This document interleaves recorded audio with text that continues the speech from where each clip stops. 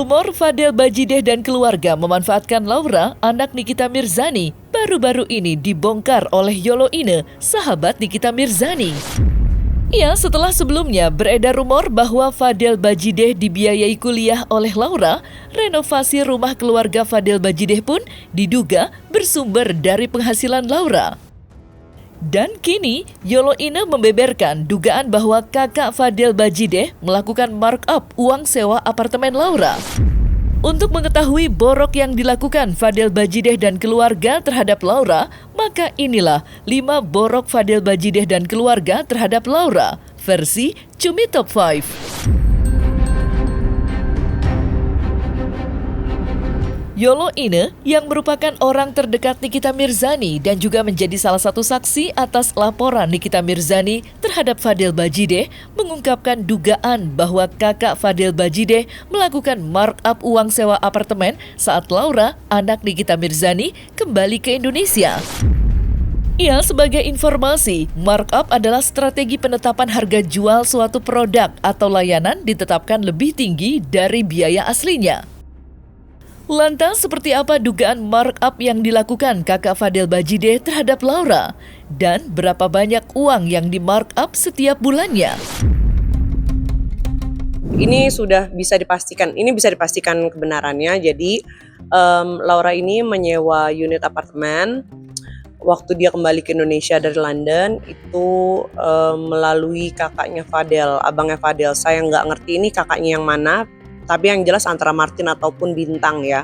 Nah, itu ada dugaan markup harga. Jadi kalau misalnya di Lexington itu, di apartemen tersebut yang standar studio itu 7 atau 6 juta, di markup lagi jadi 11 atau 12 juta sama kakaknya Fadel. Sampai jadi 11 atau 12 juta. Lumayan lah buat nongkrong. Rumor renovasi rumah Fadel Bajideh bersumber dari penghasilan Laura, anak Nikita Mirzani, beberapa waktu belakangan telah berseliweran di media sosial. Menanggapi hal tersebut, Nikita Mirzani menyebut kemungkinan dugaan tersebut benar adanya, lantaran ia meyakini bahwa penghasilan Laura cukup besar dari endorse. Dan saat disinggung akan mengusut terkait hal tersebut, Nikita Mirzani justru menyebut bahwa dirinya akan merobohkan rumah Fadel Bajideh lantaran telah memanfaatkan anaknya. Di sisi lain, kakak Fadel Bajideh membantah jika keluarganya memanfaatkan uang Laura dan menjadikan Laura sebagai mesin ATM-nya. Lantas seperti apa Nikita Mirzani menanggapi rumor tersebut dan seperti apa reaksi kakak Fadel Bajideh? Bantahan soal dari pihak NM dan C, terutama pihak C, yang mengklaim bahwa kami, khususnya Fadel, memakai atau memoroti sampai senilai 400 juta, itu tidak benar. Saya bantahkan tidak benar dan tidak ada sampai uang masuk 400 juta. Nah, ini saya kebetulan print semuanya, mutasi rekening atas nama istri saya yang dipakai untuk perantara antara C dan Loli. Kalau dia ngakuin ada uang Loli yang dititipkan, ya balikin. Simpel aja. Ya kan bahasanya titipin. Ya kalau titipin itu kan uangnya Loli, balikin aja ke Lolinya. Kalau lo ini kan sekarang ada ibunya. Ya balikin ke Loli, tapi jangan cuma cerita aja ini dititipin tapi nggak dibalik-balikin, kan kacau jadinya. Yang kedua, nggak ada relevansinya uang-uang itu dengan persoalan ini. Jadi uang-uang yang disampaikan itu tidak ada relevansinya dengan pasal-pasal yang saya laporkan. Pasal-pasal yang saya laporkan itu bukan terkait dengan penipuan penggelapan. Yang saya laporkan itu terkait dengan kejahatan, dugaan terjadinya kejahatan terhadap anak di bawah umur.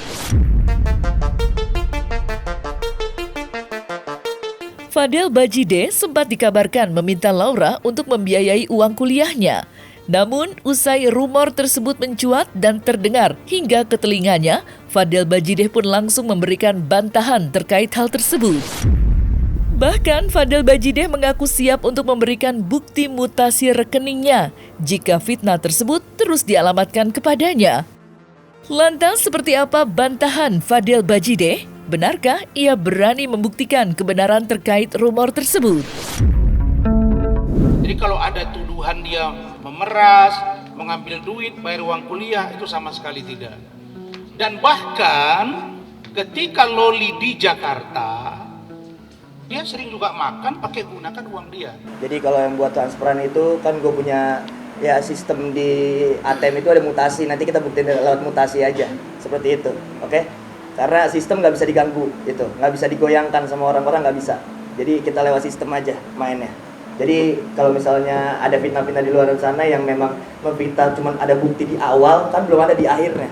Jadi jangan lihat dari awal langsung dibilang kenyataan. Jadi dilihat dari awal ke belakangnya, sampai belakang kita ikutin ke belakangnya, gitu. Itu baru namanya finish. Kalau di awal udah dibilang finish itu berarti bukan ada proses di situ, ya gitu.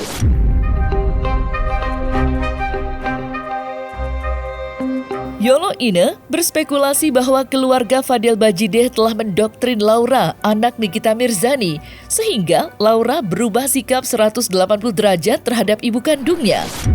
Lantas, dasar apa yang menjadikan Yolo Ine berspekulasi demikian? Kalau misalnya memang keluarga itu keluarga benar, ini ada anak perempuan nih, anak perempuan di bawah umur, ibunya masih ada, orang tuanya masih ada. Kalau saya jadi ibunya Fadel, orang tuanya Fadel, saya nggak mau kesalahan dong. Ini anak perempuan loh, ya. Kenapa tidak melibatkan pihak yang berwajib ketika tahu anak ini ditolak? Minta bantuan pihak berwajib untuk memediasi gimana nih anak ini ditolak sama ibunya. Jangan sok-sok pahlawan kesiangan. Akhirnya apa? Seperti ini kan. Jadi memang kalau misalnya memang keluarga itu keluarga baik ya dia pasti akan memikirkan itu. Dia akan mencari pihak ketiga yang jelas punya kewenangan untuk memediasi Laura dengan ibunya.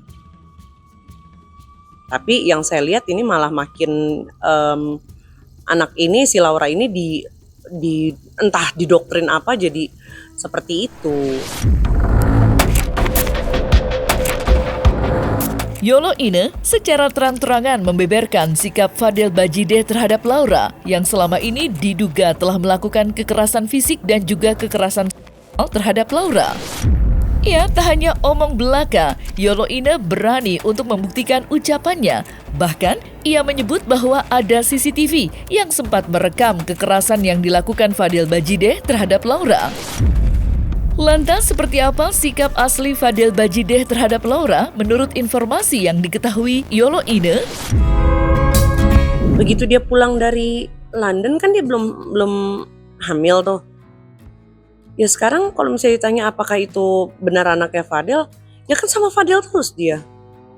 Bahkan sampai Fadel nginep, sampai Fadel mondar-mandir, pokoknya ia laki-laki di hidupnya di dalam hidupnya Laura saat dia balik ke Indo ya cuma Fadel. Fadel, kalau misalnya memang kamu bilang kamu tidak berhubungan seksual sama Laura, ngapain kamu USG?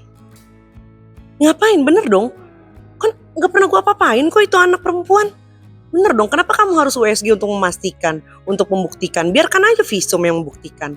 Ngapain kamu harus ke dokter kandungan, kamu USG rahim Loli yang udah gak ada apa-apa, terus kamu bilang, oh ini negatif nih hasilnya, ini gak hamil kok. Gak usah kayak gitu, kalau memang kamu gak pernah berbuat yang macem-macem sama Laura, gak usah kayak gitu, ngapain kamu bawa dia untuk USG? Kan gak pernah diapa-apain. Gue pastikan, gue sama Loli tidak pernah tidur, tidak pernah berhubung, dan tidak pernah apalagi aborsi. Itu gue bisa tanggung jawab, dan kalau memang terbukti ada hamil dan gue yang akan masuk ke dalam penjara itu sendiri. Jadi di apartemennya itu beberapa kali ada lah yang mergokin kalau Fadel itu kasar ke Laura, baik dari ucapan, baik dari secara fisik itu kasar. Bahkan security apartemen tersebut itu menyaksikan langsung Laura itu didorong. Kalau misalnya memang itu kan April ya, CCTV-nya pasti masih ada. Kalau nggak salah kan CCTV 6 bulan ya, pasti masih ada CCTV-nya. Ada kok kejadian si Laura itu didorong sama Fadel. Tapi itu kan di